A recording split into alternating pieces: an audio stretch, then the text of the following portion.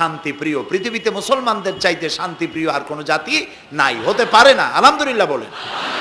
এখন আল্লাহ তাআলা বলছেন যে ফামান তাবিয়া হুদায়া ফালা খাউফুন আলাইহিম ওয়ালা হুম ইয়াহজানুন। প্রিয় ভাই সব, কোরআনের কথা বলতে গেলে রাতের পর রাত লেগে যায়, কারণ এক মহাসমুদ্র। এটা কি মহাসমুদ্র? কোরআন।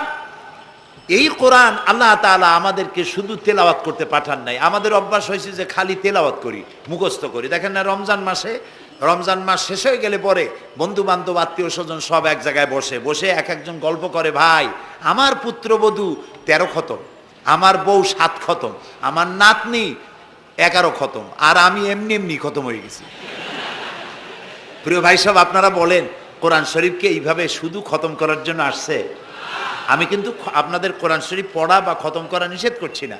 আমি উদ্দেশ্য বোঝাতে চাচ্ছি, আল্লাহ তাআলা এই কোরআনের জন্য নাজিল করেন নাই যে আমরা জ্বলবো আর পড়বো আর বুঝবো না। আচ্ছা ভাই, একটা বইয়ের নাম কোন তো পৃথিবীতে, একটা বইয়ের নাম আমাকে শুনান যে বইটা মানুষেরা না বুঝে পড়ে? পারবেন বলতে? পারবেন না। এমনকি আপনার ছোট্ট বাচ্চা কেজি 1, কেজি 2, কেজি 3-তে পড়ে, বা কি জানি কয়, নার্সারি গ্রুপে পড়ে, তারেও দেখবেন প্রত্যেকটা শব্দ বানান করিয়া অর্থ সহকারে বুঝে পড়ে। বলেন ঠিক কিনা? কিন্তু কপাল পোড়া মুসলমান জাতি একমাত্র মাজলুম কিতাব, আল্লাহর কিতাব কোরআন শরীফ পড়ে, অথচ কিছু বোঝে না। ঠিক কিনা? আমি যদি এখন জিজ্ঞেস করি যে আপনারা কোরআন বুঝে পড়তে পারেন কয়জন, হাত তোলেন। যদি বলি হাত কি কম বেশি উঠবে না কম উঠবে? সেই জন্য হাত উঠাইতে বললাম না। এটা আমাদের জন্য কপাল পোড়ার লক্ষণ। কি পোড়ার লক্ষণ? বিশ্বাস করুন ভাই, কোরআন শরীফ তাবিজ লেখার জন্য আসে নাই, কোরআন শরীফ ঝুলে আপনি পড়বেন এই জন্য আসে নাই। কোরআন আসছে তেলাওয়াত করবেন, বুঝবেন, আমল করবেন। হাদিস শরীফে এসেছে কোন সাহাবীর এক একটা সূরা শেষ করতে বছরের পর বছর চলে যেত। কারণ কি? কারণ হলো তারা এক একটি আয়াত পড়তেন, বুঝতেন, বাস্তব জীবনে আমল করতেন, আরেকটা আয়াত পড়তেন, বুঝতেন, আমল করতেন, তারপরে আবার আরেকটা পড়তেন, আমল করতেন। এভাবে করে সাহাবীরা কোরআন পড়তেন, বুঝতেন, আমল করতেন। ফলে এই সাহাবীরা যখন বিয়ে শাদী করতেন, সাহাবীরা যখন ব্যবসা বাণিজ্য করতেন, সাহাবীরা যখন কেনা বেচা করতেন, পারিবারিক জীবন যাপন করতেন, হাঁটাচলা করতেন, তখন মানুষেরা বুঝতে পারত, অনুভব করতে পারত যেন জীবন্ত কোরআন শরীফ চলাফেরা করছে। কোরআন যাদের কাছে, তাদের আমলের মধ্যে পরিবর্তন আসতে হবে। তো এরকম একটা বৈপ্লবিক কিতাব যাদের কাছে, তাদের তো আমলের মধ্যে পরিবর্তন আসবে। কি পরিবর্তন আসবে? এরা যদি ব্যবসায়ী হয় ওজনে কম দেবে না। সুবহানাল্লাহ কবেন না? আর এখন আমরা যা করি, সুবহানাল্লাহ থুইয়া খালি নাউজুবিল্লাহ কওয়া দরকার। ঠিক কিনা ভাই? মুসলমানের চাইতে এত ওজনে কম দেওয়ার লোক আর আছে কিনা সন্দেহ। ওজনে দেবে কম, খাদ্যে দেবে ভেজাল, সাক্ষী দেবে তো মিথ্যা সাক্ষী দেবে, ওয়াদা খেলাপ করবে, আমানতের খেয়ানত করবে, এরপরে ধার করবে, টাকা শোধ করবে না, ছেলে দিয়ে বলো আব্বা বাড়ি নেই। এখন সে যাইয়া যে টাকা চাইতে আসছে তারা বলে যে আব্বা বলছেন আব্বা নাকি বাড়ি নেই। বুঝতে পারছেন কথা? এই হলো মুসলমান। নাউজুবিল্লাহ কোন। এই জন্য আল্লাহ তাআলা নবী বলেছেন, ওয়ামান আমেলা বিহি উজেরা, যে ব্যক্তি কোরআন পড়বে, আমল করবে, আল্লাহ তাকে পুরস্কার দিবেন। কোথায় কোথায় দেবেন কোন তো? 2 জায়গায় দেবে, ইহকালেও দেবে, পরকালেও দিবে। দুনিয়ার পুরস্কারটা কি? দুনিয়ার পুরস্কারটা হলো যে চিন্তা থাকবে না, আর কোনো ভয়ও থাকবে না। ভয় থাকবে না কিসের? ভয় থাকবে না যেই সমাজে কোরআন মানা হবে, যেই সমাজের আইনের উৎস হবে কোরআন, ওই সমাজের মধ্যে চুরি, ডাকাতি, জেনা, ব্যভিচার, হত্যা, ধর্ষণ থাকবে না। কাজী ভীতিশূন্য, সমৃদ্ধিপূর্ণ, নিরাপত্তাপূর্ণ একটি সুন্দর সমাজ উপহার দেবে এই কোরআন। সুবহানাল্লাহ। সেই কোরআন আমরা তাবিজ বানাইছি, এটারে গোলাইয়া, এই কোরআন শরীফের পাতা লিখিয়া, তারপরে কি জানি কয়, পানির মধ্যে দিয়ে গোলাইয়া এগুলি খাওয়া হয়, মাদুলির মধ্যে ঢুকাইয়া গলার মধ্যে ঝুলানো হয়। দেখেন এই বাংলাদেশে যেসব কোরআন শরীফ ছাপা হয়, এই সব কোরআন শরীফের দুরবস্থা। এটা আছে কিনা আমি জানি না, আলহামদুলিল্লাহ এটা নাই। কোন কোরআন শরীফ যে বাংলাদেশে ছাপা হয়, সেগুলিতে লেখা থাকে সূরায়ে মায়েদার নকশা, সূরা ইউসুফের নকশা, সূরায়ে বনি ইসরাইলের নকশা। এই নকশা লিখা গলায় ঝুলাইলে পেটে ব্যথা ভালো হবে, ওই নকশা ঝুলাইলে মেয়ের বিয়ে হবে তাড়াতাড়ি, এই নকশা ঝুলাইলে যে মেয়েকে পছন্দ করো বিয়ে করতে পারবা তাড়াতাড়ি। নাউজুবিল্লাহ কর। নকশার মধ্যে আছে কি? নকশার ভিতরে আছে 1293, 1711, 513 হাবি জাবি কতগুলো নাম্বার দিয়া তারপরে লাল কালি দিয়ে দাগ দিয়ে দিয়ে ধান্দাবাজি করা। এরপরে ওই ধান্দাবাজি তাবিজের কোনায় কোনায় লেখে ইয়া জিব্রাইলো, ইয়া মিকাইলো, ইয়া ইসরাফিলো, ইয়া আজরাইলো। উপরে লেখে ইয়া বদুহ, নিচে লেখে ইয়া বদুহ। আমি একজন তাবিজ লেখককে জিজ্ঞেস করলাম, ভাই ইয়া আজরাইলু ইয়া মিকাইলু তো বুঝলাম, ইয়া বদুহ কি? কয়ে যে হুজুর আমি নিজেও বুঝি না বদুহ কি। এই হলো তাবিজ। এই তাবিজ লেখার জন্য আল্লাহ তাআলা কোরআন নাজিল করেন নাই। কথা কি বুঝে আসছে? তাবিজের জন্য আসে নাই, তদবিরের জন্য আসে নাই, শুধু পড়ব এজন্য আসে নাই। কোরআন এসেছে বোঝার জন্য, তেলাওয়াতের জন্য, বোঝার জন্য, কোরআন অনুযায়ী জীবন গড়ার জন্য। আল্লাহর নবী তাই বলেন, ওয়ামান আমেলা বিহি উজরা, কোরআন শরীফ যে পড়বে আর আমল করবে, দুনিয়ায় শান্তি দেওয়া হবে, আখিরাতেও পুরস্কৃত করা হবে। আখিরাতের পুরস্কারটা কি? নবীজি বলেছেন, মান কারাল কোরআনা ফাস্তাজহারাহু ফাহাল্লা হালালাহু ওয়া হাররামা হারামাহু আদখালাহুল্লাহুল জান্নাহ ওয়া শাফাআহু ফি আশরাতিন মিন আহলি বাইতিহি কুল্লুহুম কাদ ওয়াজাবাত লাহুন নার। সাদাকান নবী সাল্লাল্লাহু আলাইহি ওয়াসাল্লাম। নবী করিম সাল্লাল্লাহু আলাইহি ওয়াসাল্লাম বলেছেন, যে ব্যক্তি কোরআন পড়লো, বুঝলো, আর কোরআনের হালালকে হালাল জেনে চললো, হারাম থেকে বিরত থাকলো, আর কোরআনের আইনকে প্রতিষ্ঠিত করার আন্দোলনে শরীক হলো, সুবহানাল্লাহ গণ, এরকম লোককে আল্লাহ তাআলা কিয়ামতের দিন জান্নাত দান করবেন। সুবহানাল্লাহ। ওয়ামান আমেলা বিহি উজরা ওয়ামান হাকামা বিহি আদালা। এ কোরআন শরীফ দিয়ে যে বিচার করবে, আল্লাহ তাআলা বলছেন সেই করবে কেবলমাত্র জাস্টিস, কিসত, জাস্টিস, ইনসাফ কায়েম করতে পারবে, যে কোরআন দিয়ে বিচার ফয়সালা করবে। আমাদের দেশে এই যে কোর্ট কাছারি আদালত আছে, এই কোর্ট কাছারি আদালতগুলি কোরআন দিয়ে যদি বিচার করতেন সেটা ইনসাফ হতো। যেহেতু ইনসাফ, আল্লাহর চাইতে ইনসাফগার আর কেউ নাই। আছে কি বলেন? নাই। এখানে ধরুন একজন মানুষ যদি একজনের একটা ঠ্যাং ভাঙে ফেলাই দিল, তাহলে বিচার কি হবে? ব্রিটিশ ল যেটা আছে, বাংলাদেশ পেনাল কোড যেটা আছে, এই পেনাল কোডে বলা হবে যে সলিমউদ্দিন ঠ্যাং ভাঙছে বসিরউদ্দিন, যে ভাঙছে তার জন্য শাস্তি এই হবে 6 মাসের জেল, 2000 টাকা জরিমানা করে দিল। এখন আপনি বলেন বিচার মাফে কি দিয়া? ইনসাফের প্রতীক কি? ইনসাফের প্রতীক দাড়িপাল্লা। এই দাড়িপাল্লায় এখন আপনি ওজন দেন ইনসাফ। ঠ্যাং ভাঙছে কার? সলিমউদ্দিন, তার ভাঙ্গা ঠ্যাং এক পাশে থন, এক পাল্লায়। আর বসিরউদ্দিন ভাঙছে ঠ্যাং, সেই কারণে তার 2000 টাকা জরিমানা আর 6 মাসের জেল আর এক পাল্লায় রাখেন। এবার দাড়ি ধরে টান দেন, সমান হবে? যদি 50,000 টাকা জরিমানা হয় আর 6 বছরের জেল হয়, তাও কি সমান হবে? হবে না। সমান হবে কি হলে? সমান হবে ওই সলিমউদ্দিন ভাঙ্গা ঠ্যাং এক পাল্লায় দাও, আর যে ভাঙছে তার নাম কি? বসিরউদ্দিন। বসিরউদ্দিন কেউ যদি থাকেন রাগ করবেন না, আমি একটা দৃষ্টান্ত দিচ্ছি। এখন ওই বসিরউদ্দিন ভাঙ্গা, তারও একটা ঠ্যাং ভাঙ্গিয়া যদি এই পাল্লায় রাখেন, এখন যদি টান দেন, তাহলে সমান হবে কিনা বলে? এটা হচ্ছে কোরআন। এই কোরআন বলছে পায়ের বদলে পা, হাতের বদলে হাত, নাকের বদলে নাক, চোখের বদলে চোখ, জানের বদলে জান। সুবহানাল্লাহ। এটা ইনসাফ। এই ইনসাফ হচ্ছে কোরআনের দেওয়া ইনসাফ। সুতরাং আল্লাহ তাআলা নবী বলছেন, ওমান হাকামা বিহি আদালা, যে ব্যক্তি এই কোরআন দিয়ে বিচার ফয়সালা করবে, যে ব্যক্তি, যে পরিবার, যে সমাজ, তারা ইনসাফ কায়েম করতে পারবে। যেহেতু আল্লাহর চাইতে ইনসাফগার পৃথিবীতে আর কেউ নাই, আকাশেও নাই, জমিনেও নাই। রাসূলুল্লাহ বলছেন, ওয়ামান দা ইলাইহি হুদিয়া ইলা সিরাতিল মুস্তাকিম, যে ব্যক্তি কোরআনের দিকে মানুষকে দাওয়াত দেয়, সেই একটি সহজ সরল রাস্তার দিকে দাওয়াত দেয়, যে রাস্তার শুরু পৃথিবী থেকে আর রাস্তার শেষ জান্নাতুল ফেরদাউসে গিয়া। সুবহানাল্লাহ। এটা হচ্ছে সেই কোরআন। বুঝতে না পারার কারণে আমরা বিপদে পড়েছি। প্রিয় ভাই সব, আপনারা আছেন কষ্টে, বসেছেন পানির মধ্যে, আছেন দাঁড়াইয়া, মাথার উপরে ছেঁড়া সামিয়ানা বিরক্ত করছে। আমি লম্বা করতে চাই না। অল্পের মধ্যে ছেড়ে দেই, যাতে করে আপনাদেরও সুবিধা হয়, কষ্ট না হয়।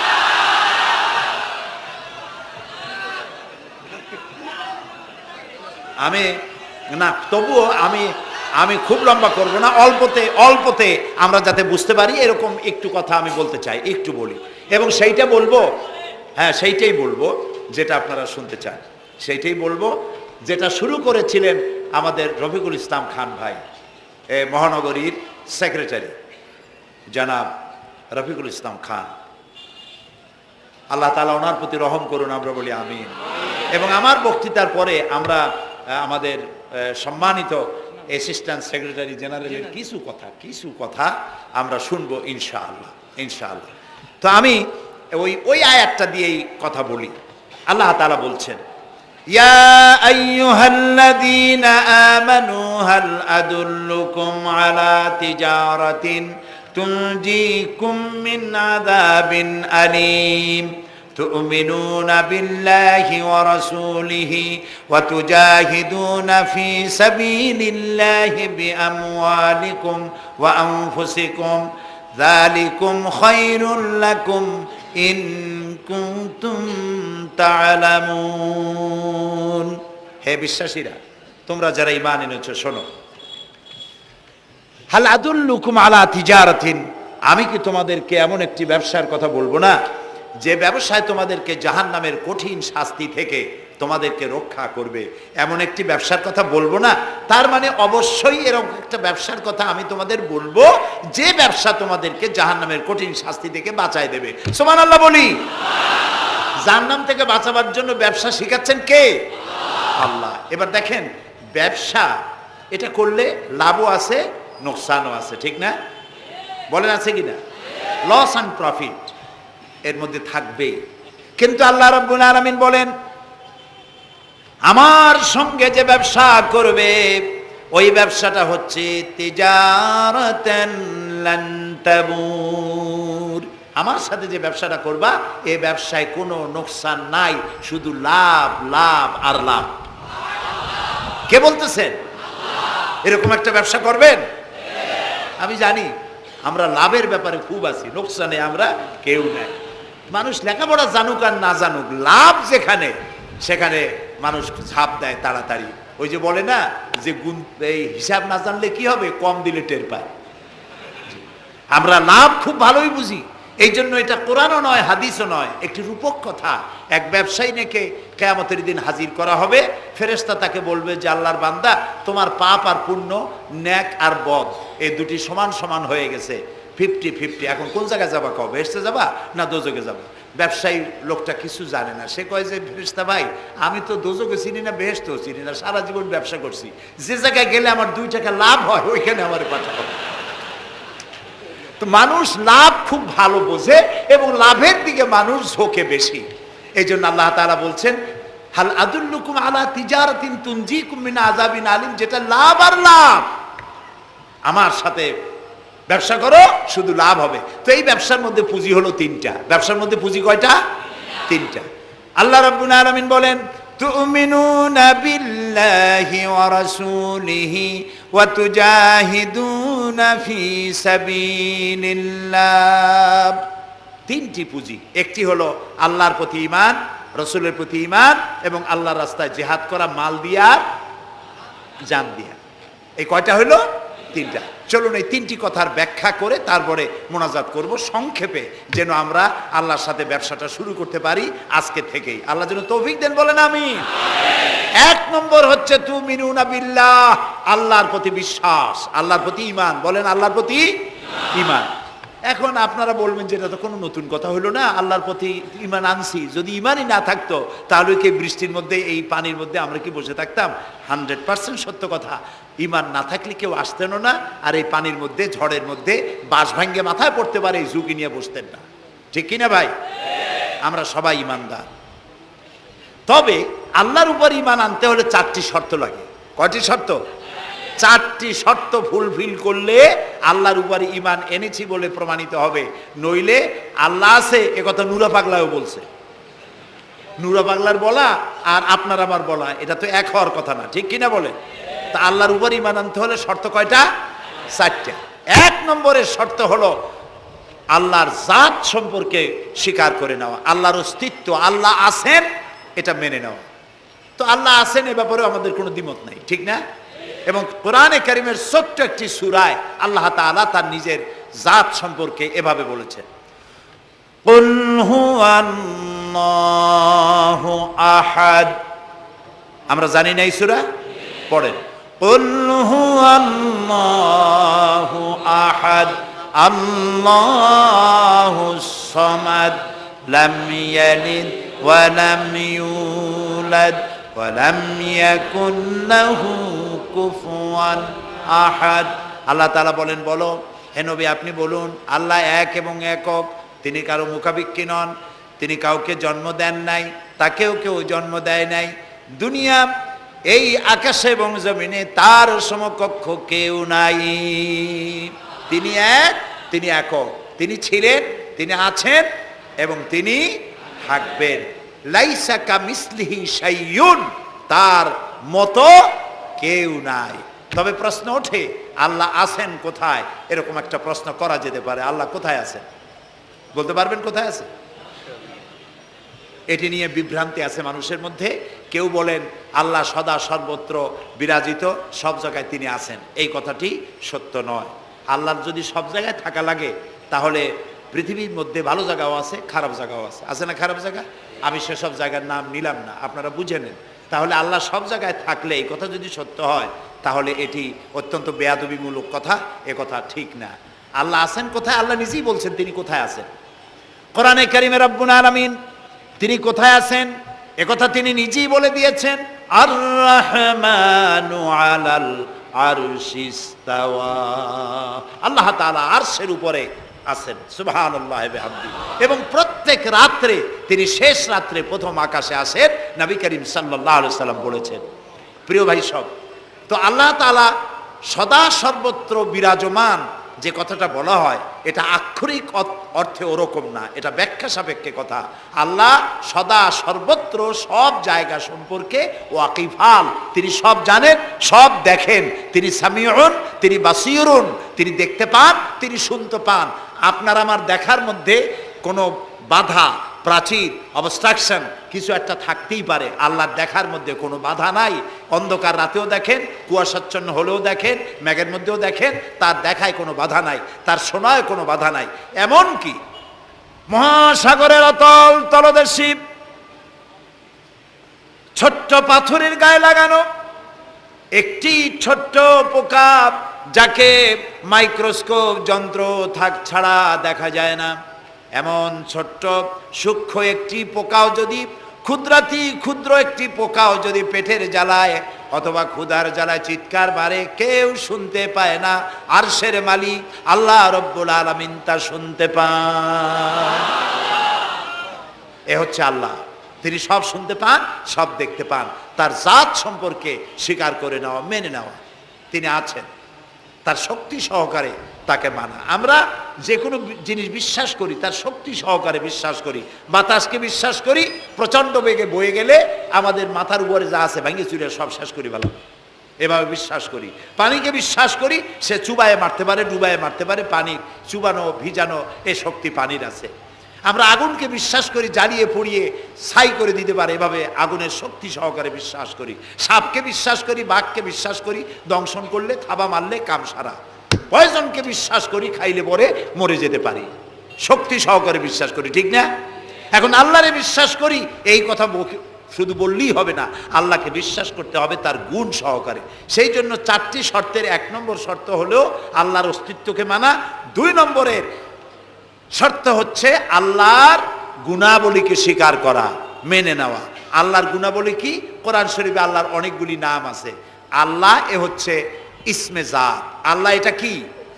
ইসমে জাত, আসল নাম কি? আল্লাহ।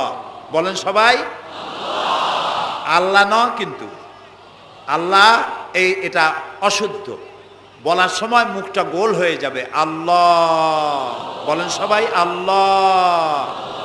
কি মধুর নাম, সুবহানাল্লাহ। সুবহানাল্লাহ। আল্লাহ নিজেই বলেছেন ওয়ালাহুল আসমাউল হুসনা, আল্লাহ রয়েছে সুন্দর সুন্দর নাম। 99টি নামের কথা কোরআনে কারিমে আল্লাহ তাআলা নিজেই বলেছেন। সুবহানাল্লাহ। এখন ওই নামগুলিকে বলা হয় সিফাতি নাম, অর্থাৎ গুণবাচক নাম। এই গুণ সহকারে তাকে স্বীকার করতে হবে। তিনি রাজ্জাক, খেতে দেওয়ার মালিক কে? আল্লাহ। তিনি রব, সৃষ্টি করেন। তিনি খালেক, তিনি স্রষ্টা। তিনি রব, তিনি প্রতিপালনকারী। তিনি রহমান, তিনি দয়ালু। তিনি রহিম, তিনি রহমান, তিনি দাতা। রহিম, তিনি দয়ালু। অর্থাৎ প্রত্যেকটা নামের এক একটা শব্দ অর্থ আছে এবং সেই অর্থ সহকারে বিশ্বাস করতে হবে তাকে। এই বিশ্বাস যদি আমরা করতে পারি তাহলে শিরক থেকে আমরা বাঁচতে পারবো। সুবহানাল্লাহ বলেন। আচ্ছা বলেন তো, সন্তান দেওয়ার মালিক কে? সন্তান না দেওয়ার মালিক কে? হায়াতের মালিক কে? মওতের মালিক কে? খেতে দেওয়ার মালিক কে? কষ্ট দেওয়ার মালিক কে? কষ্ট থেকে বাঁচাবার মালিক কে? সব কিছুর মালিক কে? এইভাবে আমরা কি বিশ্বাস করি? না, সবাই করি না। যারা বলেছেন আমিও বিশ্বাস করি, হ্যাঁ বিশ্বাস আমাদের থাকতে পারে, কিন্তু অনেক লোক আছে এভাবে বিশ্বাস করে না বলেই বিবাহ করেছে, সন্তান হয় না। তখন শাহ আলী বাগদাদি রহমতুল্লাহ আলাইহের মাজারে গিয়া সেখানে বসে তার ওই মাজারের কাছে গিয়ে চাইলো আমারে সন্তান দাও, খাজা বাবা সন্তান দাও। অথবা হাইকোর্টের মাজারে বৃহস্পতিবার দিন গিয়ে ভিড় করলো, বাবা সন্তান দাও, অথবা মামলায় পড়েছি বাঁচায় দাও, পরীক্ষা দেবে ছেলে পাশ করায় দাও ইত্যাদি। বলেন এরকম? বলে না?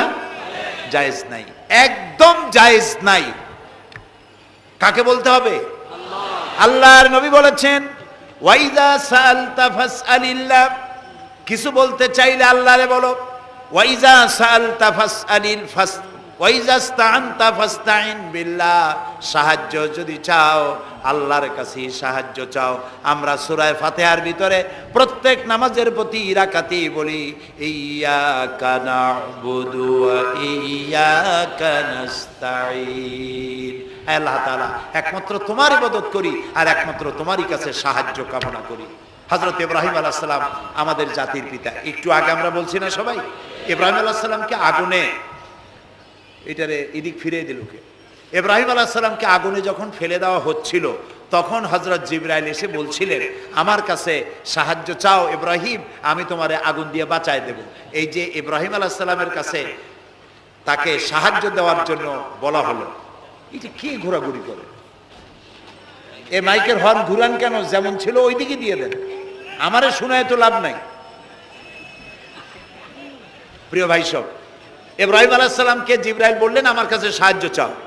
ইব্রাহিম আলাইহিস সালাম সাহায্য চাইছিলেন? বলেন চাইছিলেন? হযরত ইব্রাহিম বলেছেন জিবরাইল আমি কেন সাহায্য চাইব তোমার কাছে?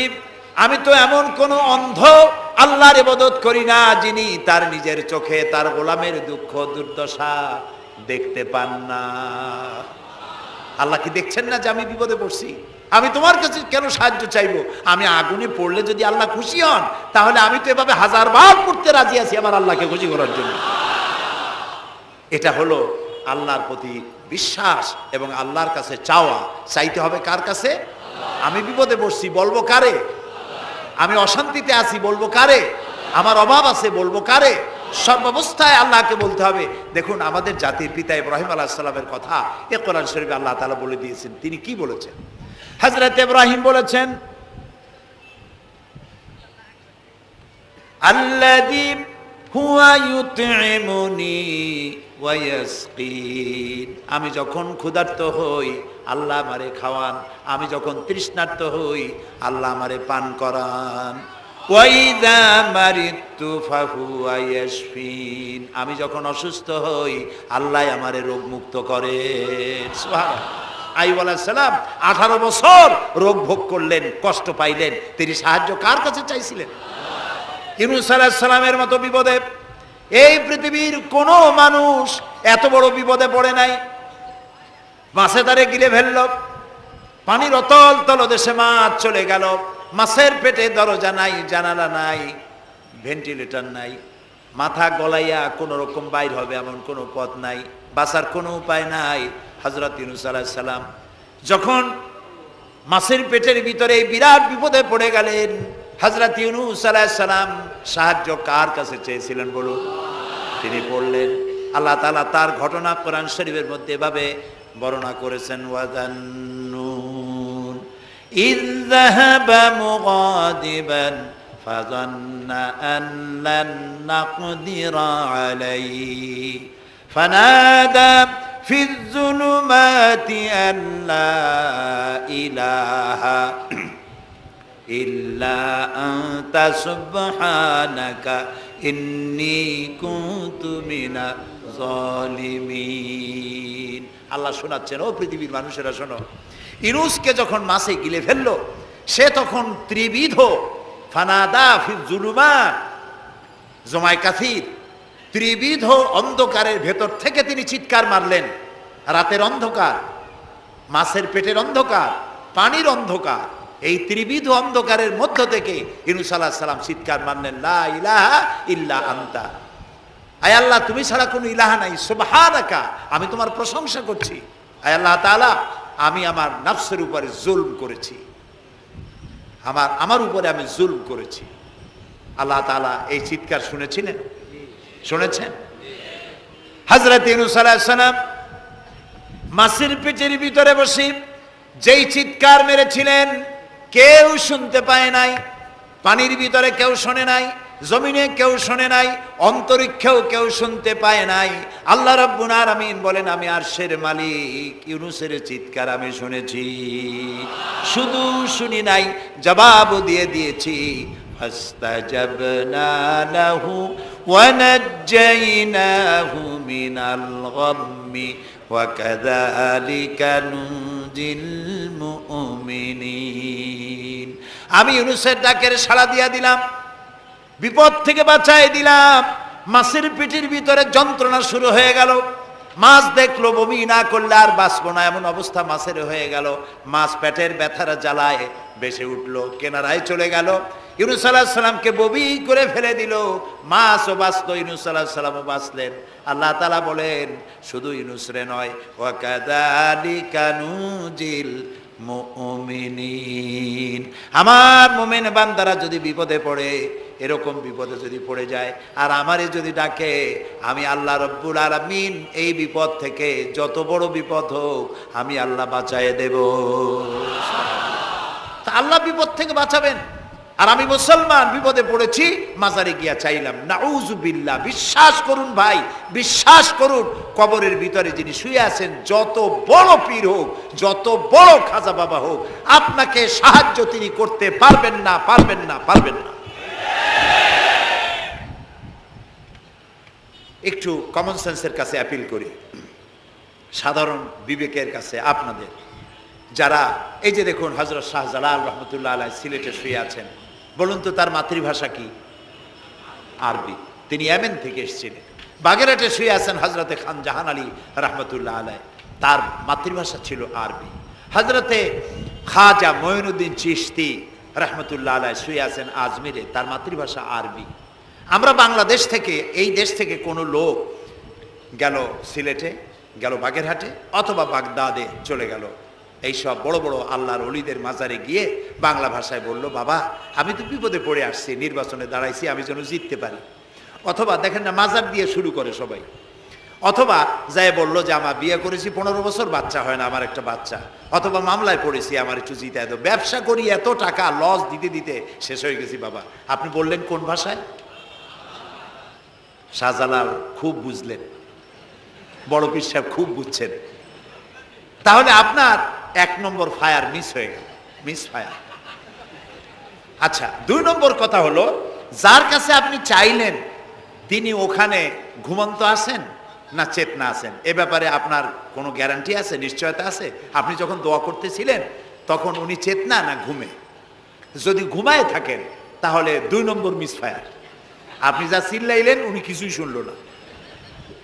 3 নম্বরে, কবরে যে শাহজালাল রহমতুল্লাহ আলাইহি অথবা মঈনুদ্দিন চিশতি রহমতুল্লাহ আলাইহি, আল্লাহর ওলিরা, যত বড় বড় ওলি আল্লাহ আছেন, যার কাছে আপনি বিশ্বাস করেন ওলি হিসেবে, উনি যে কবরে আছেন তার নিশ্চয়তা কোথায়? কবরে তো নাও থাকতে পারেন, কারণ আল্লাহ তাআলার 2টা জায়গা আছে করা। বিদেহী আত্মা, এই দেহ থেকে আত্মা যখন সরে যায়, আল্লাহ যখন নিয়ে যান, দেহটার তো কোনো দাম নাই, এটা হচ্ছে নশ্বর, আত্মা হচ্ছে অবিনশ্বর। এ দেহটা মাটির সাথে পচে যাবে, গলে যাবে, কোরআন শরীফে বহুবার বলা হয়েছে। তো আল্লাহ তাআলার দুইটা মেহমানখানা আছে, একটা হলো সিজ্জিন আর একটা নাম বলেন ইল্লিন, দুইটা মেহমানখানা। যেমন এই পৃথিবীতেও মেহমানখানা দুই রকম হয়, সরকারের দুই রকম মেহমানখানা। চোর, ডাকাত, খুনি, বদমাস এগুলি যদি গ্রেফতার হয় তাহলে ওরা খাবে কি? ওদের তো শ্বশুর বাড়ি দিয়ে অথবা বাপের বাড়ি দিয়ে ভাত খাবার দেওয়া হবে না, গভর্নমেন্টের মেহমান হয়ে গেছে। কাজী এদের জন্য মেহমানখানা গভর্নমেন্টের একটা আছে, সরকারি মেহমানখানা। ওইটা কোনটা কোন তো? ও, তাও আপনারা চেনেন। আর একটা মেহমানখানা হচ্ছে ভিআইপিদের জন্য, যারা ভেরি ইম্পর্টেন্ট পার্সন অথবা ভেরি ভেরি ইম্পর্টেন্ট পার্সন যারা, তাদের জন্য, অর্থাৎ প্রেসিডেন্ট, প্রধানমন্ত্রী, মন্ত্রী, এমপি, সচিব, ওনারা যখন বাংলাদেশের কোনো জায়গায় বেড়াতে যান তখন সরকারি মেহমানখানা ওনাদের জন্য থাকে। ওইটার নাম কি? সার্কিট হাউস, ডাক বাংলা ইত্যাদি, রেস্ট হাউস, এগুলি তার জন্য থাকে। তো পৃথিবীর মানুষের জন্য শ্রেণীভেদে যদি এ ধরনের মেহমানখানা থাকে, তো যারা নাকি দুনিয়া থেকে মারা যাবে ওদের জন্য আল্লাহর মেহমানখানা থাকতে নাই? আছে। এবং সেটা আগেই বলেছি, যারা জাহান্নামে যাবে ওদেরকে রাখা হবে সিজ্জিন নামক একটা মেহমানখানা আছে, ওখানে তারা থাকবে। আর যাদেরকে আল্লাহ জান্নাতে নিবেন, তো বিচারের আগে তো জান্নাতে নেবেন না, তাদেরকে ইল্লিন নামক সার্কিট হাউস জাতীয়, এই জাতীয় একটা ভালো জায়গায় আল্লাহ তাআলা তাদের রাখবেন। তাহলে আপনি যে কবরের কাছে যায় চাইলেন, হয় ঘুমায় আছে, আপনার ভাষা বুঝলো না, আর কবরে থাকলেও ঘুমে আছে নাকি তাও আপনি জানেন না, আর কবরে নাই এটাও হতে পারে যে আল্লাহ তাআলা অন্য কোথাও তাকে নিয়ে রেখেছেন। কাজেই তিনটা জিনিসই, আপনার পথের ভাড়া নষ্ট, পরিশ্রম নষ্ট, আর তিনটা ফায়ার করছিলেন, তিনটা ফায়ার মিস হয়ে গেল। তাহলে হবে এমন সত্তার কাছে, কোনো পীর নয়, বুজুর্গ নয়, খাজা বাবা নয়, চাইতে হবে এমন সত্তার কাছে যিনি কখনো ঘুমান না, যিনি বাংলাও বোঝেন, ইংরেজিও বোঝেন, আরবিও বোঝে, উর্দুও বোঝে, সকল ভাষা যিনি সৃষ্টি করেছেন। সেরকম কেউ কি আছেন? আছেন? কি নাম তা? এক আঙ্গুল আকাশের দিকে উঁচু করে বলেন, নাম কি? আরো জোরে বলেন, আবারও বলেন, সুবহানাল্লাহ, আলহামদুলিল্লাহ বলেন। এই জন্য নবী করিম সাল্লাল্লাহু আলাইহি ওয়াসাল্লাম বলছেন, ওয়াইজা সাআলতা ফাসআলিল্লাহ, কিছু বলতে হলে আল্লাহরে বলো। ওয়াইজাস্তাআনতা, সুয়াল করলে আল্লাহরে বলো। ওয়াইজাস্তাআনতা ফাস্তাইন বিল্লাহ, আর যদি সাহায্যের প্রয়োজন হয় কোনো ব্যাপারে, যে কোনো ব্যাপারে সাহায্যের প্রয়োজন, আল্লাহর কাছে চাও। আমাদের অবস্থা হলো এই যে ইমাম তো দুর্বল, বিপদে পড়লেই দৌড় দেয় মাজারের দিকে। মুসলমানের সম্পর্ক মাজারের সাথে হবে না, সম্পর্ক হবে মসজিদের সাথে। আল্লাহর নবী যখনই বিপদে পড়তেন, মুসিবতে পড়ে যেতেন, সঙ্গে সঙ্গে উজু করে মসজিদে নববীর ভিতরে প্রবেশ করতেন, 2 রাকাত কাজায়ে হাজাতের নামাজ পড়তেন, আল্লাহর দরবারে হাত তুলতেন, চোখের পানি ছেড়ে দিতেন, আল্লাহ রাব্বুল আলামিনের দরবারে মোনাজাত কবুল হয়ে যেত। নবীজি আমাদেরকে উপদেশ দিয়েছেন, বিপদে যদি পড়ো, মুসিবতে যদি পড়ে যাও, উজু করো, মসজিদের ভিতরে ঢুকে যাও, কাজায়ে হাজাতের নামাজ পড়ো, আর সেজদায় পড়ে চোখের পানি দিয়া, গাল ভিজানো নয়, চোখের পানি দেয়া যায় নামাজ ভিজিয়ে দাও, আর আল্লাহর কাছে প্রার্থনা করো, কাঁদতে থাকো। রব্বুল আলামিন, আল্লাহর নবী বলেছেন, বান্দা যদি গুনাহ মাফির জন্য গুনাহ করেছে, লজ্জায় অনুতপ্ত হয়ে অনুশোচনা করে বান্দা যখন কাঁদতে থাকে, চোখের পানি নাকের অর্ধেক আসতে না আসতে আল্লাহ রব্বুল আলামিন বান্দারে মাফ করে দেন। বিশেষ করে বুড়া মানুষ, আমাদের মধ্যে 2 শ্রেণীর লোক আছে, যুবক আর বৃদ্ধ। মাহফিলগুলিতে আল্লাহর মেহেরবানি যুবকেরা অনেক বেশি আসে, আলহামদুলিল্লাহ বলুন। এরকম আসতে করলেন কেন? আপনি তাকায় দেখেন, ডানে বায় তাকান, ডানে বায় তাকান, দাড়ি পাকা কয়জন আছে দেখেন। 2%, 3% or 5% দাড়ি পাকা হতে পারে, 95% যুবক আর যুবক। সুবহানাল্লাহ, আলহামদুলিল্লাহ। বামপন্থীদের এখানেই কষ্ট, এখানেই কষ্ট। তারা চিন্তা করে এত কষ্ট করিয়া পয়সা করি দিয়া তারপরে কর্মী বানাইলাম, একটা মাহফিলে গিয়া কি এর একটা সমাবেশ দেখলো, মাহফিলে গেল, আমাদের পুকুরের জিয়ানো মাছগুলি সব ইসলামের পুকুরে চলে গেল। এটা তাদের জন্য হেভি লস। আসলে ওরা ধরে রাখতে পারবে না, ঠেকাইতে পারবে না। গায়ে তো মুসলমানের রক্ত, রক্ত কার? এসব যুবকেরা একটা মুসলিম মায়ের পেটে জন্মগ্রহণ করেছে, একটা মুসলিম পিতার জন্মে আসছে। আর রাসূলুল্লাহ যুবকদের ব্যাপারে যে কত কথা বলেছেন, সুবহানাল্লাহ বলো আগেই। রাসূলুল্লাহ বলেছেন কিয়ামতের দিন আল্লাহর আরশের ছায়া ছাড়া কোনো ছায়া থাকবে না, প্রচন্ড রৌদ্র হবে, জমিনটা তামার মতো হয়ে যাবে। ইন্না লিল্লাহি ওয়া ইন্না ইলাইহি রাজিউন। সেই জায়গায় আরশের নিচে 7 শ্রেণীর লোকদেরকে আল্লাহ তাআলা জায়গা দেবেন। কয় শ্রেণী? ওর মধ্যে এক শ্রেণী হচ্ছে শাবুন নাশা ফি ইবাদাতিল্লাহ, ওই সব যুবক যারা রাত কাটিয়েছে আল্লাহর ইবাদতের মধ্য দিয়ে। সুবহানাল্লাহ। যুবকদের ইবাদতে আল্লাহ তাআলা বেশি খুশি হন, বেশি খুশি হন। কারণ হলো এই যে মসজিদের ইমাম সাহেব অথবা প্রাইমারি স্কুলের মাস্টার যদি বলে যে আমি ঘুষ খাই না, এই কথার কোনো দাম আছে? আপনি প্রাইমারি স্কুলের মাস্টার, আপনি মসজিদের ইমাম, আপনার ঘুষ দেবে কেটা? ঘুষ খাই না বললে তো হবে না। কোন মন্ত্রী যদি বলে, এসপি যদি বলে, দারোগা যদি বলে ঘুষ খাই না, 1000 বার দাম আছে, ঠিক না ভাই? এখন একজন বুড়া যদি বলে যে প্রত্যেক রাত্রে আমি তাহাজ্জুদ পড়ি, আপনি তো পড়বেনই, কারণ আপনার তো ঘুম আসে না। কাশিতে এমন পাওয়া পাইছে, চোরবাড়ির কাছে আসতে পারে না রাতের বেলায়, খালি কাশা, জম্মের কাশা। আর যুবকের তো তামাম দুনিয়ার ঘুম আইসে ঠাইসে ধরে। সেই যুবক সে যদি এই ঘুমকে দুহাতে ঠেলে দিয়ে যদি মধ্যরাতের পরে, রাতের 2/3 পরে যদি নামাজে দাঁড়ায় যায়, আল্লাহ রাব্বুল আলামিন খুশি হয়ে যান। সুবহানাল্লাহ বলো। এই যুবকদের সম্পর্কে রাসূলুল্লাহ কি সুন্দর কথা বলেছেন। রাসূলুল্লাহ বলেছেন উসিকুম বিশ-শাবাবে খায়রা ফাইন্নাহুম আরাক্কু আফইদা লাকাদ বাসানি আল্লাহু বিল হানিফিয়্যাতি সামহা ফাখালাফানি আশ-শুয়ুখ ওয়া হালাফানি আশ-শাবাব। সাদাকান নবী সাল্লাল্লাহু আলাইহি ওয়াসাল্লাম। নবী করিম সাল্লাল্লাহু আলাইহি ওয়াসাল্লাম বলেছেন, আমি তোমাদেরকে উপদেশ দিচ্ছি তোমরা যুবকদের ব্যাপারে কল্যাণকামী হবে। সুবহানাল্লাহ বলেন। কারণ যুবকদের দিল নরম, আর আল্লাহ তাআলা আমাকে এই পৃথিবীতে উদারতা সহকারে দিন প্রতিষ্ঠার কাজে আমাকে পাঠিয়েছেন। আর এই পৃথিবীতে আমার আল্লাহর দেওয়া ইসলাম প্রতিষ্ঠা করার কাজে আমার বিরোধিতা করেছে বুড়োরা, আর সহযোগিতা করেছে যুবকেরা। দেখেন না রাসূলুল্লাহর সাথে বিরোধিতা কারা করলো? তাদের বয়স কত? আবু জাহেল, আবু লাহাব, ওতবা, সাইবা, মুগিরা, ওলীদ, আবু সুফিয়ান, কুষ্টিসুদ্ধা, সকলের বয়স ছিল 40-এর ওপরে। আর যারা ঈমান আনলো সর্বপ্রথম, তাদের বয়সগুলি রাসূলুল্লাহকে যারা সাহায্য করলেন, হযরতে জুবাইর ইবনুল আওয়াম, আব্দুর রহমান বিন আউফ ইসলাম কবুল করলেন, বয়স তখন 17 বছর। হযরতে আবু বকর ইসলাম কবুল করলেন, বয়স তখন 37 বছর। হযরত ওমর রাদিয়াল্লাহু তাআলা ইসলাম কবুল করলেন, বয়স তখন 26 বছর। হযরত আলী যখন ইসলাম কবুল করেছেন, বয়স তখন মাত্র 8.5 বছর। সব তরুণেরা, যুবকেরা ইসলামের জন্য রক্ত দিয়েছে, যুবকদের রক্তের উপর ইসলাম প্রতিষ্ঠিত হয়েছে। সুবহানাল্লাহ। সেই জন্য এই যৌবনকালে ইবাদতের মূল্য সর্বাধিক। আর বুড়োরাও যখন আল্লাহর দরবারে হাত তোলে, যারা বুড়ো আছেন, আমার বয়সে যারা এসে গেছেন বা আমার থেকে যাদের বয়স বেশি, আপনারা অসন্তুষ্ট হচ্ছেন না তো যে যুবকদের এত কইলাম আর আমরা কিছু পাইলাম না, এরকম বলবেন নাকি? এক বুড়ি এসে রাসূলুল্লাহকে বলছিলেন যে, হে রাসূল, আমার জন্য দোয়া করেন, আমি যেন জান্নাতে যাইতে পারি। রাসূলুল্লাহ বলছেন, বুড়ি তো জান্নাতে যাবে না, বুড়ি জান্নাতে যাবে না, বুড়ি তো কান্দে শেষ। রাসূলুল্লাহ বলতেছেন জান্নাতে যাবে না, রাসূলুল্লাহ বলছেন বুড়ি কান্দো না, তুমি যখন জান্নাতে যাবা একেবারে যুবতী হয়ে যাবা, তখন তুমি বুড়ি থাকবা না। সুবহানাল্লাহ।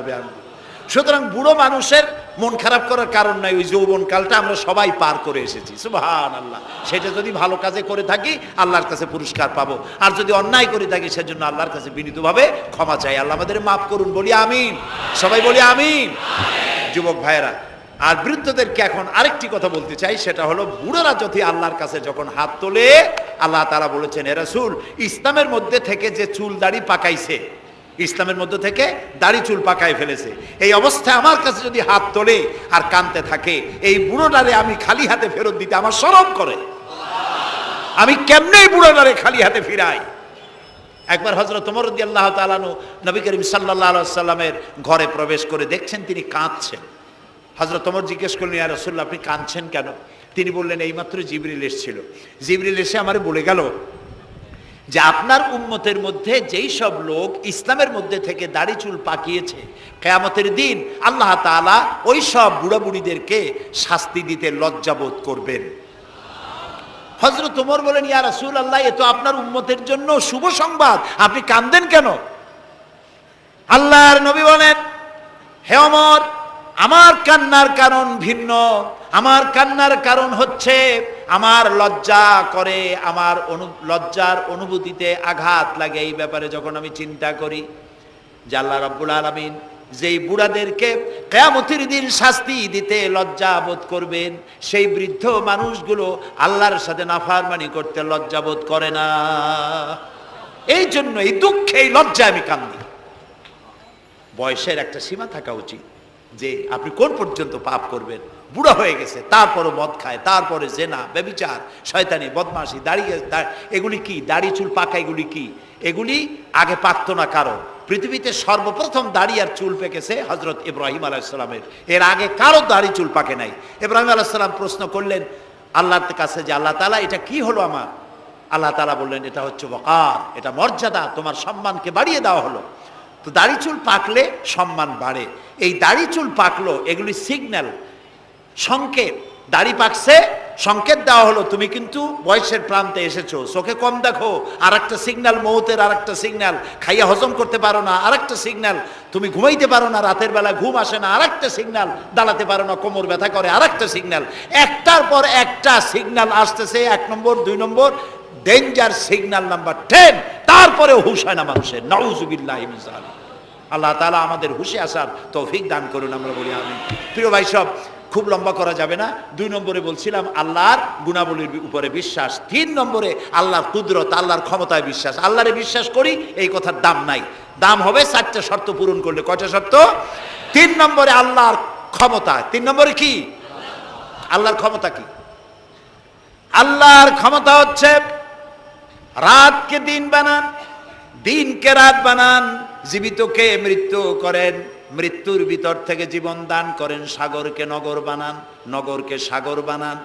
তিনি মরুভূমিতে ঝর্ণা, মরুভূমির ভিতরে পানির প্রস্রবণ চালু করে দিতে পারেন, মরা গাছে ফুল ফুটায় দিতে পারেন। শুধু 2টা অক্ষর কুন বলেন হও, আর সঙ্গে সঙ্গে হয়ে যায়। আল্লাহ তাআলা বলেছেন ফাআলুন লিমা ইউরিদ, যা খুশি তিনি তাই করতে পারেন। সুবহানাল্লাহ বলে। এই মাত্র কয়েক মাস আগে সুনামি কি হয়েছিল? এইটা যদি হয় সুনামি, তাহলে কুনামি কি আল্লাহ জানে। সুনামি হইল মালয়েশিয়া, ইন্দোনেশিয়া, মালদ্বীপ, শ্রীলঙ্কা, ইন্ডিয়া, থাইল্যান্ড, এই উপকূলীয় এলাকায় সুনামি। মাত্র 1.5 মিনিট, 1.5 মিনিটের সুনামিতে জলকম্পন আর পানি কম্পনে 2.5 লক্ষ মানুষ শেষ, আর 1 লক্ষ মানুষের কোনো খোঁজ নাই। প্রায় 3.5 থেকে 4 লক্ষ মানুষ দুনিয়া থেকে বিদায় হয়ে গেল 1.5 মিনিটের মধ্যে। আর সমুদ্রের পানি 33 থেকে 35 ফিট উঁচু হয়ে পানি এসে নগর, গাড়ি বাড়ি ভেঙে চুরে পাতার মতো, শুষ্ক পাতার মতো সব উড়িয়ে ভাসিয়ে শেষ করে দিল। সুবহানাল্লাহ।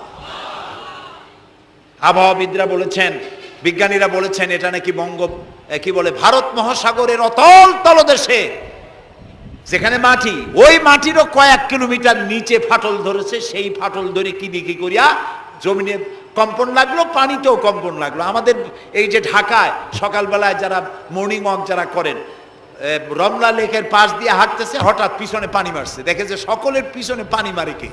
তাকায় দেখে রমনা লেকের পানি উথাল পাথাল খেয়ে গেছে। ভূত না জেন জুতা মুতা ফালাই ধুয়ে দিছে দৌড়। পানির মধ্যে যে কম্পনটা বাংলাদেশে হলো, এই কম্পনটা যদি মাটিতে হতো, তাহলে এই অপরিকল্পিত বানানো শহর ভেঙ্গে চুরে ভর্তা হয়ে যেত। আল্লাহ শুকরিয়া আদায় করি যে আল্লাহ তাআলা দয়া করে আমাদের গরিব দেশটাকে হেফাজত করেছেন। বলেন আমিন।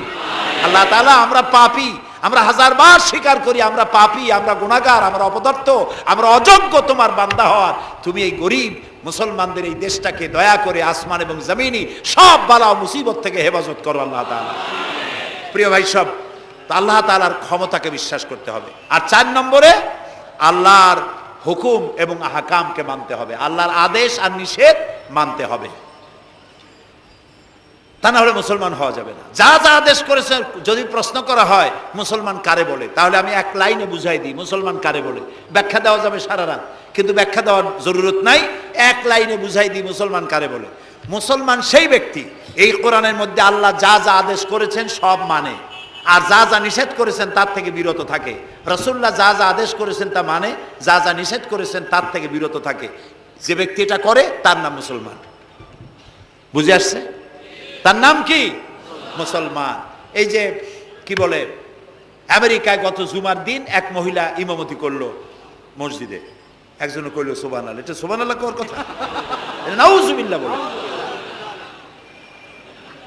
কোন জায়গায় কি দোয়া পড়া লাগবে তাও একটু জানিয়ে শুনিয়া তারপরে সেগুলি বলা দরকার। প্রিয় ভাই সব, মহিলারা ইমামতি করতে পারে না, জায়েজ নাই, বিধান নাই।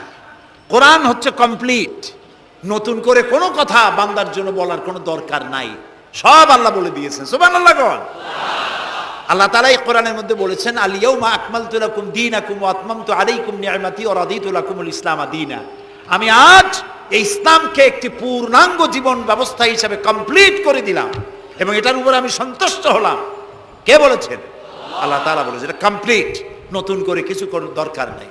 আমাকে একজন জিজ্ঞেস করলো যে মেয়ে লোকের পিছনে নামাজ যে পড়া, মেয়ে লোক যে ইমামতি করতে পারবে না, এটা কোরআন শরীফের কোন আয়াতে আছে এবং হাদিসের কোন হাদিসে আছে যে মেয়ে লোক ইমামতি করতে পারবে না?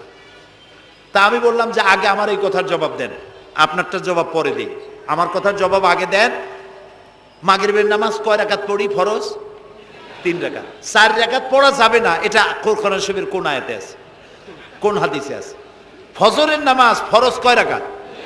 3 রাকাত পড়া যাবে না, অথবা 4 রাকাতও পড়া যাবে না, এটা কোন হাদিসে আছে, কোন আয়াতে আছে? কয় যে কোনো জায়গায় নেই। তা আমি বললাম ওটাও কোনো জায়গায় নেই। রাসূলুল্লাহ ইবাদতের যে নমুনা দেখিয়েছেন, যেভাবে করেছেন, তিনি 2 রাকাত ফজরের নামাজ 2 রাকাত পড়েছেন, আল্লাহ বলে দিয়েছেন ওইটাই ফরজ, ওর 1 রাকাত বেশি পড়া যাবে না। 3 রাকাত মাগরিব, 1 রাকাত বাড়ানো যাবে না। জোহর সব দিন জোহর পড়ি 4 রাকাত ফরজ, আর জোহরের ওই নামাজটি জুমার দিনে কয় রাকাত পড়ি? 2 রাকাত ফরজ পড়ি। এই কনসেশন কে করলো? না, আল্লাহ করেননি। এই কনসেশন করেছেন মুহাম্মদ রাসূলুল্লাহ সাল্লাল্লাহু আলাইহি ওয়াসাল্লাম। ইবাদত রাসূলুল্লাহ যদি 2 রাকাত পড়েন, 2 রাকাত পড়াই ফরজ। যদি ইবাদতের যে সব নমুনা তিনি দেখাইছেন তার থেকে ইবাদতের নতুন কোন নমুনা দেখাবার কোনো সুযোগ নাই। মহিলাদের আল্লাহ পাক এই পৃথিবীতে একজন মেয়ে লোককে নবী বানান নাই, বানিয়েছেন? যদি মহিলাদের ইমামতি জায়েজ থাকবে, তাহলে নবী করিম সাল্লাল্লাহু আলাইহি সাল্লামের জামানায় না হোক, অন্তত তার ইন্তেকালের পরে তার স্ত্রী আমাদের মা হযরত আয়েশা সিদ্দিকা রাদিয়াল্লাহু তাআলা আনহা এবং খাতুনে জান্নাত হযরত ফাতেমা রাদিয়াল্লাহু তাআলা আনহা মসজিদে নববীতে অন্তত একদিনের জন্য হলেও জুমার নামাজের ইমামতি করার চান্স পেতেন। সুতরাং ইসলামে নাই, ইতিহাসে নাই। এগুলি হচ্ছে ইসলামের বিরুদ্ধে পরিচালিত যত ষড়যন্ত্র বর্তমান যুগে শুরু হয়েছে, এটাও তার আরেকটি ষড়যন্ত্র ইসলামের বিরুদ্ধে। প্রিয় ভাই সব, এই জন্য আমাদের মনে রাখতে হবে নতুন কোনো কথা আমরা মানি না। কোরআন এবং হাদিসের মধ্যে আল্লাহ তাআলা সব কমপ্লিট করে দিয়েছে, সুবহানাল্লাহ ওয়া বিহামদি। এই জন্য আল্লাহর হুকুম এবং আহকামকে মানা, এই 4টি কাজ, এই 4টি শর্ত যদি পরিপূর্ণ করতে পারি, তাহলে আমরা পুরোপুরি মুসলমান। মিথ্যা কথা বলা যাবে না, ওজনে কম দেওয়া যাবে না, খাদ্যে ভেজাল দেওয়া যাবে না, মদ জুয়ার কাছে যাওয়া যাবে না, জেনা ব্যভিচারের কাছে যাওয়া যাবে না। সকল ব্যাপারে আমাদেরকে ঐক্যবদ্ধ থাকতে হবে ইসলামের উপরে। আমরা বলি আলহামদুলিল্লাহ। প্রিয় ভাই সব, আজকে আমাদেরকে, আমি আর লম্বা করতে চাই না, অন্তত এতটুকুন যেন আল্লাহ আমাদেরকে আমল করার তৌফিক দেন। আমরা বলি আমিন, সবাই বলি আমিন। এজন্য চাই আমাদের দেশে আমরা যেন এই দেশটিকে, পৃথিবীর প্রত্যেকটি মুসলিম দেশের আশেপাশে আরো অনেক মুসলিম দেশ আছে, আর আমাদের ভৌগোলিক অবস্থানটা এমন যে আমাদের আশেপাশে অনেক বড় বন্ধুরা এত বড় আমাদেরকে মহব্বত করেন, কাটা তার দিয়ে বেড়া দিতেছে। তারা আমাদেরকে সাংঘাতিক ভালোবাসে, আমাদের সাথে কোলাকুলি করে, কিন্তু মাঝখানে একটা বড় মাদার গাছ আছে। কথা বুঝতে পেরেছেন? এই জমিনে বাস করতে হলে সম্মান নিয়ে, ইজ্জত নিয়ে, স্বাধীনতা নিয়ে যদি বাঁচতে হয়, তাহলে এখানে একটি আদর্শিক বাঁধের প্রয়োজন। ওরা কাঁটাতারের বেড়া দিয়েছে, আমরা আদর্শের বেড়া দেব। সেই আদর্শের নাম হলো ইসলাম, কেবলমাত্র ইসলাম, একমাত্র ইসলাম। এবং এই আদর্শ সকলের জন্য, কারণ ইসলাম তো আমার একার না। ইসলাম কি আমার একার? আপনাদের একার? ইসলাম কার? আল্লাহর। জোরে বলেন, ইসলাম কার? অনেকে প্রশ্ন করেন যে ইসলাম যে আপনারা ইসলাম ইসলাম করেন, ইসলাম যদি পৃথিবীতে আসে, যদি বাংলাদেশে কায়েম হয়, তাহলে হিন্দু, খ্রিস্টান, বৌদ্ধ ওদের কি হবে? তা আমি বলি, দেখেন, মায়ের চাইতে খালার মহব্বত বেশি হওয়া এটা খুব সুলক্ষণ না। এটা কি লক্ষণ? এটা একটা কুলক্ষণ। হিন্দু কার? জবাব দেন, হিন্দু কার? খ্রিস্টান কার? বৌদ্ধ কার? ইহুদি কার? আমরা কার? আর এই কোরআনটা আল্লাহ তাআলা।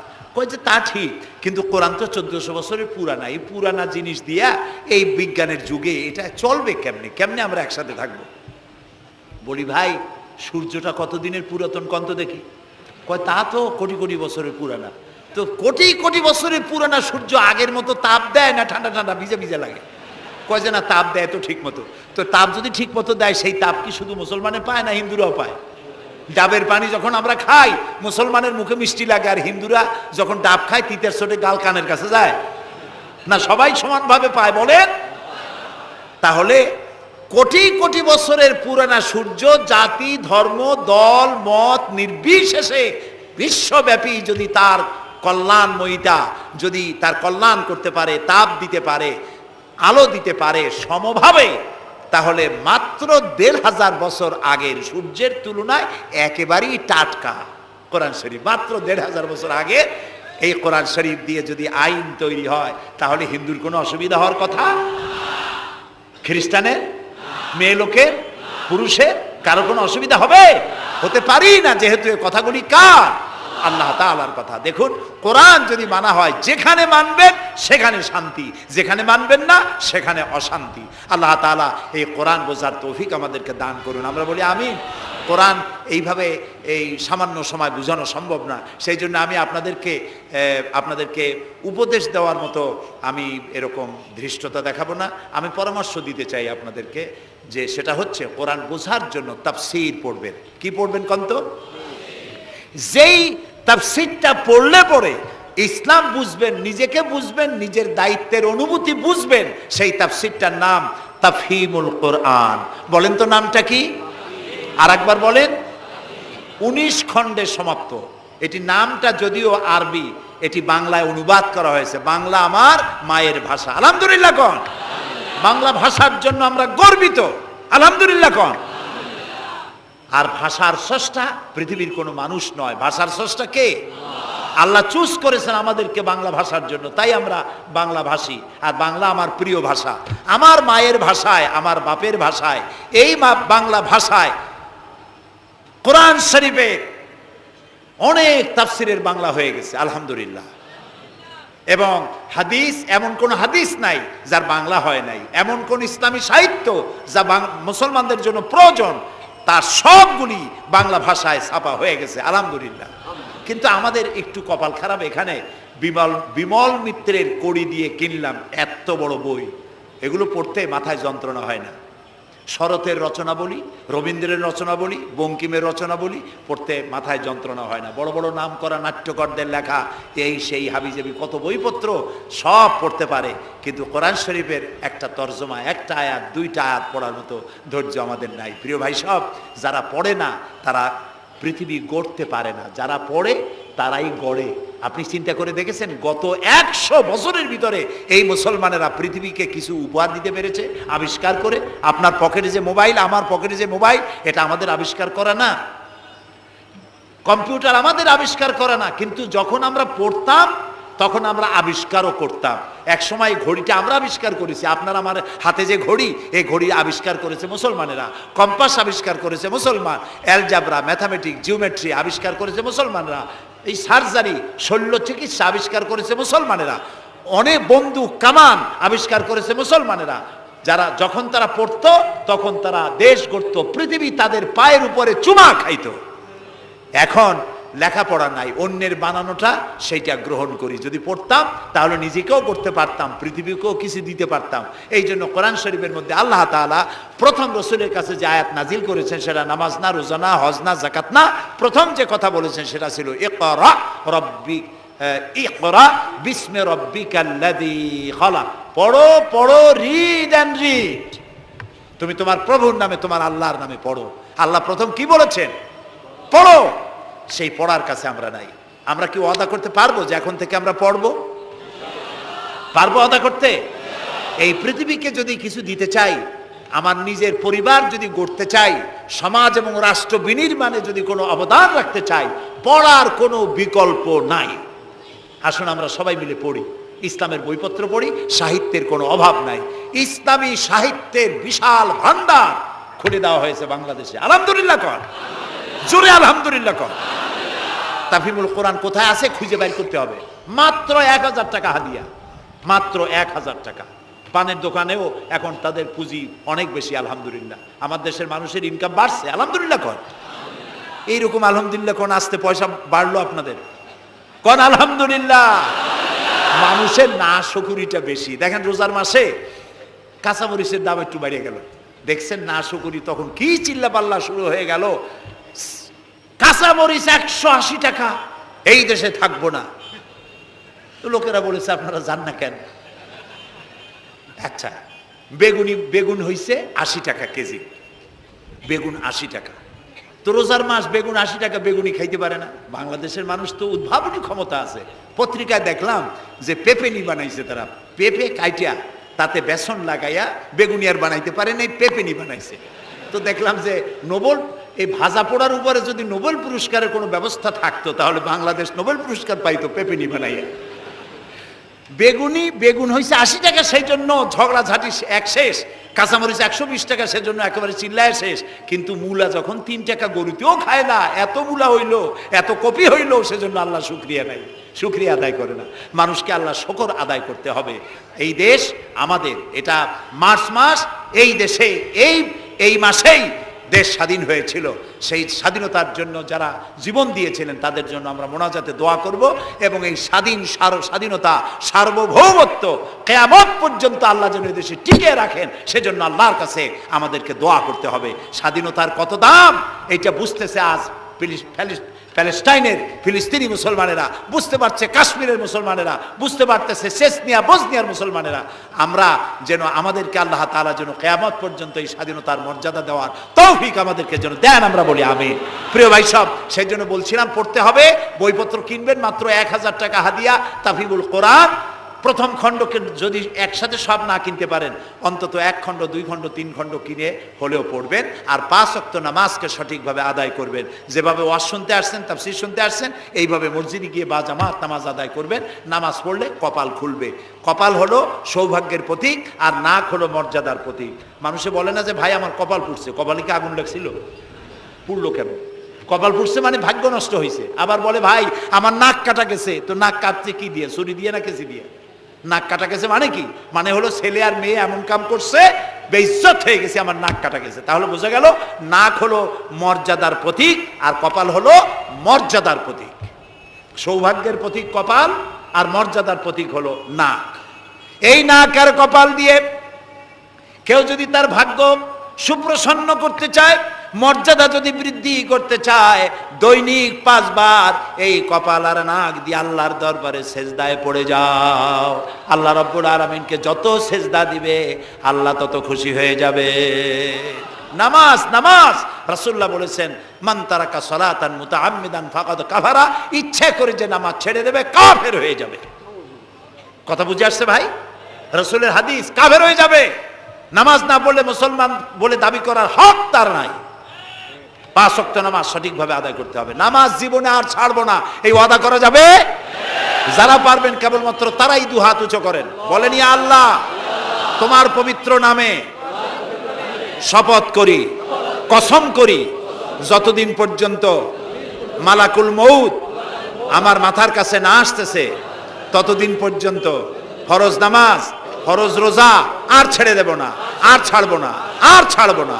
এবার বলেন ইয়া আল্লাহ আমার মৃত্যু পর্যন্ত আমার আজকের এই ওয়াদা আমাকে পালন করার তৌফিক দাও, আমিন আমিন ইয়া রাব্বাল আলামিন। সবাই হাত নামান, এক্ষুনি মোনাজাত করব। মোনাজাতের জন্য দাঁড়ানো ভাইরা মেহেরবানি করে একটু বসেন। আমি এতক্ষণ কিন্তু একবারও বলি নাই যে বসেন বসেন বসেন। এবার মোনাজাত হবে, মোনাজাতের জন্য মেহেরবানি করে একটু বসেন। মোনাজাতটা বসে করাই আদব করে নেবেন। আল্লাহুম্মা আমিন।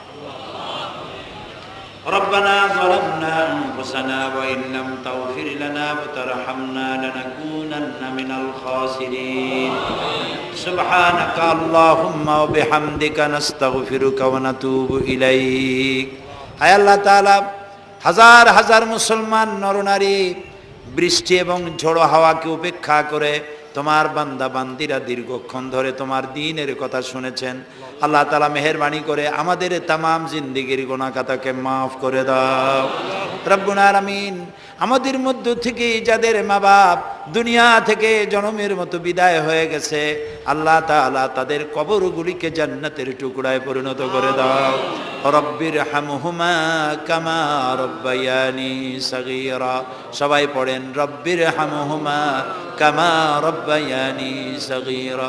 হে আল্লাহ তাআলা, আমাদের মা বাপ যারা বৃদ্ধ অবস্থায় বাড়িতে আছেন, আল্লাহ দয়া করে তাদেরকে সুস্থতা দাও, ইমানের সাথে বাঁচার তৌফিক দাও। আল্লাহ তাআলা বিছানায় ফালায়া আরজালিল উমর, বয়সের নিকৃষ্টতম পর্যায়ে তাদেরকে ফেলে রেখো না, সুস্থ অবস্থায় ইমানের সাথে তোমার দরবারে উঠাইয়া নিও রব্বুল আলামিন। তাম পৃথিবীতে মুসলমানেরা আজ বড় বিপদের মধ্যে সময় কাটাচ্ছে। আল্লাহ তাআলা তাম পৃথিবীর বিপদগ্রস্ত মুসলমানদেরকে তুমি সাহায্য করো। আল্লাহ তাআলা Iraq, Afghan, Palestine, Kashmir, Chechnya, Bosnia সহ দুনিয়ায় যত জায়গায় মুসলমানেরা বিপদে আছে, আল্লাহ সকলকে তুমি উদ্ধার করো। আল্লাহ তাআলা আমাদের প্রিয় জন্মভূমি বাংলাদেশ, এই বাংলাদেশ এটা স্বাধীনতার মাস। এই মাসে তুমি মেহেরবানি করে এখানে যুদ্ধ শুরু করায়া আল্লাহ তাআলা বিজয় দান করিয়েছিলে। আল্লাহ তাআলা তুমি দয়া করে এই দেশের স্বাধীনতা কিয়ামত পর্যন্ত অক্ষুণ্ণ রাখো। যারা এই দেশে জীবন দিয়েছেন আল্লাহ তাআলা তাদের আত্মার আমরা মাগফিরাত তোমার কাছে কামনা করছি। আল্লাহ তাআলা আমাদের দেশের স্বাধীনতার সার্বভৌমত্ব আল্লাহ তুমি স্থায়ী করে দাও। আল্লাহ তাআলা এখানে যারা মাহফিলে এসেছেন অনেকেই দোয়া চেয়েছেন, যিনি যে জন্য দোয়া চেয়েছেন আল্লাহ দোয়া মঞ্জুর করে নাও। আল্লাহ এই মাসে, এই মাসগুলিতে এখানে এই বাংলাদেশে ঝড় হয়, টর্নেডো হয়, জলোচ্ছ্বাস হয়। আল্লাহ তাআলা গরিব দেশ, তুমি দয়া করে আমাদের গুনার দিকে না তাকায়া আল্লাহ তাআলা তুমি তোমার হাবিবের সদকায় আমাদের দেশে বালা মুসিবত থেকে, বিপদ থেকে আমাদের দেশটাকে তুমি হেফাজত করো। আল্লাহ তাআলা বর্তমান সরকার যেসব ওয়াদা করে ক্ষমতায় এসেছেন, এই ওয়াদাগুলি প্রত্যেকটি ওয়াদা অক্ষরে অক্ষরে পালন করার তৌফিক দান করে দাও। আল্লাহ তাআলা সন্ত্রাস থেকে আমাদের এই জাতিকে তুমি রক্ষা করো। আল্লাহ কারাই দেশে বোমা মারে, কারা গ্রেনেড হামলা চালায় তুমি তাদেরকে জানো। আল্লাহ তাআলা তুমি দয়া করে এদেরকে হেদায়েত নসিব করে দাও। আল্লাহ তাদেরকে হেদায়েত নসিব করে দাও। আল্লাহ তোমার ইলমে যদি জানা থাকে ওদের কপালে হেদায়েত নাই, তাহলে তুমি হামান, সাদ্দাত, ফেরাউন এদেরকে যেভাবে গজব দিয়েছো, আমার দেশে যারা নৈরাজ্য সৃষ্টি করতে চায়, গ্রেনেড হামলা করে, বোমা হামলা করে, মানুষ মারে, সন্ত্রাসী তৎপরতা চালিয়ে মানুষকে হত্যা করে, আল্লাহ এদেরকে ওইভাবে গজব দিয়ে, লানত দিয়ে বিদায় করে দাও। আল্লাহ তাআলা আমাদের দেশটাকে তুমি দয়া করে রক্ষা করো, হেফাজত করো আল্লাহ তাআলা। আল্লাহ তাআলা মিরপুর সমাজ কল্যাণ পরিষদ বহু কষ্ট করে এই আয়োজন করেছেন। আল্লাহ তাআলা তারা যেন ঋণগ্রস্ত না থাকে। যত লোক মাহফিলে বক্তব্য শুনতে এসেছেন আল্লাহ তাআলা যাওয়ার সময় তাদেরকে এই পরিষদকে সাহায্য করে যাওয়ার জন্য তৌফিক দান করে দাও। আল্লাহ তাআলা মা বোনেরা যারা এসেছেন তাদের গুনাহ খাতাকে মাফ করে দাও। মা বোনদেরকে পর্দায় থাকার তৌফিক দান করে দাও। নিঃসন্তানীকে সন্তান দিয়ে দাও। মা বোনদের এমন আমল করার তৌফিক দাও যাতে করে কিয়ামতে হযরত আয়েশা, হযরত খাদিজার সঙ্গে হাসর নসিব হয়ে যায়। রব্বুল আলামিন আমাদেরকে বিবি বাল বাচ্চা যা দান করেছো সবগুলিকে আল্লাহ তুমি দিনদার, ইমানদার, নামাজি, পরহেজগার বানায় দাও। আমাদের যাদের অসুখ বিসুখ আছে আল্লাহ দয়া করে আমাদের রোগ ব্যাধি ভালো বানায় দাও। রব্বানা তাকাব্বাল মিন্না ইন্নাকা আনতাস সামিউল আলিম ওয়া তুব আলাইনা ইন্নাকা আনতাত তাওয়াবুর রহিম। সুবহানা রাব্বিকা রাব্বিল ইজ্জাতি আম্মা ইয়াসিফুন ওয়া সালামুন আলাল মুরসালিন ওয়ালহামদুলিল্লাহি রাব্বিল আলামিন। ওয়াজআল آخر كلامنا عند الموت لا إله